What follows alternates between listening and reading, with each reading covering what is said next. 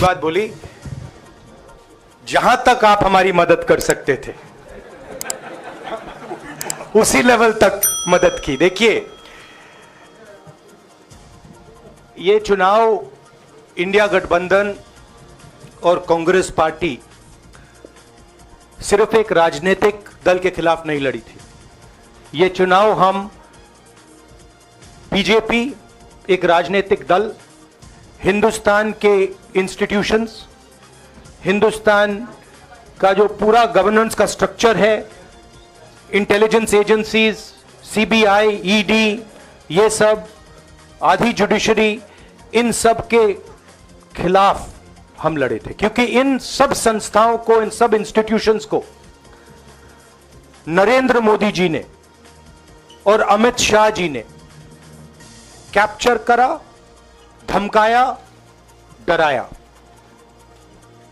Press की तो मैं बात करता रहता हूं, आपको मतलब काफी बार कहा है कि आपका भी रोल रहना चाहिए, और उस रोल को काफी लोगों ने किया, काफी लोगों ने खुल के किया, काफी लोगों ने छुप के किया,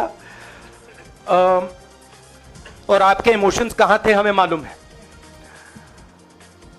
लड़ाई संविधान को बचाने की थी, कॉन्स्टिट्यूशन को बचाने की थी।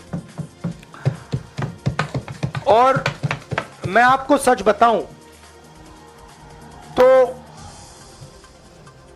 मेरे माइंड में था पहले से, जब इन्होंने हमारा बैंक अकाउंट कैंसिल किया, जब चीफ मिनिस्टर्स को जेल में डाला, पार्टियां तोड़ी, मेरे माइंड में था कि हिंदुस्तान की जनता अपने संविधान के लिए एक साथ खड़ी होकर लड़ जाएगी।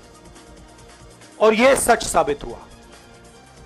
मुझ में भरोसा था, और मैं हिंदुस्तान की जनता से, इंडिया गठबंधन के पार्टनर्स से, कांग्रेस पार्टी के हमारे सब नेताओं और बब्बर शेर कार्यकर्ताओं से दिल से धन्यवाद करना चाहता हूं।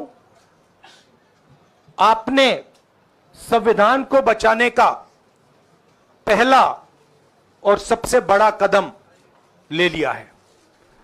कांग्रेस पार्टी ने इस चुनाव में, कांग्रेस पार्टी के सब नेताओं ने 2-3 चीजें की। सबसे पहले हमने इंडिया गठबंधन के पार्टनर्स की रिस्पेक्ट की, उनकी जो विशेष थी उनको हमने साथ लिया, और आपने देखा होगा कि जहां भी गठबंधन लड़ा हम एक होकर लड़े। दूसरी बात, कांग्रेस पार्टी ने क्लैरिटी से हिंदुस्तान को एक नया विजन दे दिया है, pro poor vision, pro production vision. Hindustan को इंडिया गठबंधन ने साफ दे दिया है। यह जो हमारा परफॉर्मेंस हुआ है, इंडिया गठबंधन का परफॉर्मेंस हुआ है, इसके पीछे कॉन्स्टिट्यूशन, जो रिजर्वेशन पर बीजेपी ने आक्रमण किया, गरीबी, अदानी जी के आपने स्टॉक्स तो देखे होंगे, देखे हैं वो स्टॉक्स उनके, तो बड़ी इंटरेस्टिंग बात है। जनता अदानी जी को मोदी जी से डायरेक्टली कोरिलेट कर रही है।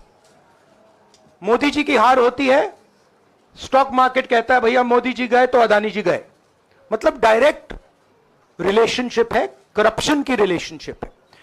और देश ने नरेंद्र मोदी जी को साफ कह दिया है कि हम आपको नहीं चाहते हैं। And this is the main thing that this election has said. The country has unanimously and clearly stated, we do not want Mr. Narendra Modi and Mr. Amit Shah to be involved in the running of this country. We do not like the way they have run this country. We do not appreciate the way they have attacked the constitution. We do not appreciate the way they have run this country for the last 10 years. So that is a huge message to Mr. Narendra Modi. I'd like to thank everybody who has participated in this election. I am extremely proud of the people of India.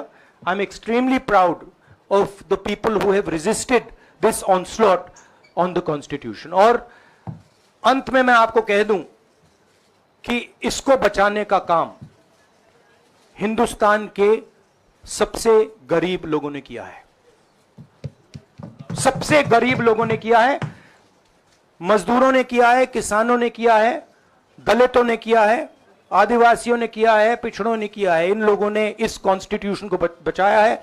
इस constitution, ये constitution देश की आवाज है।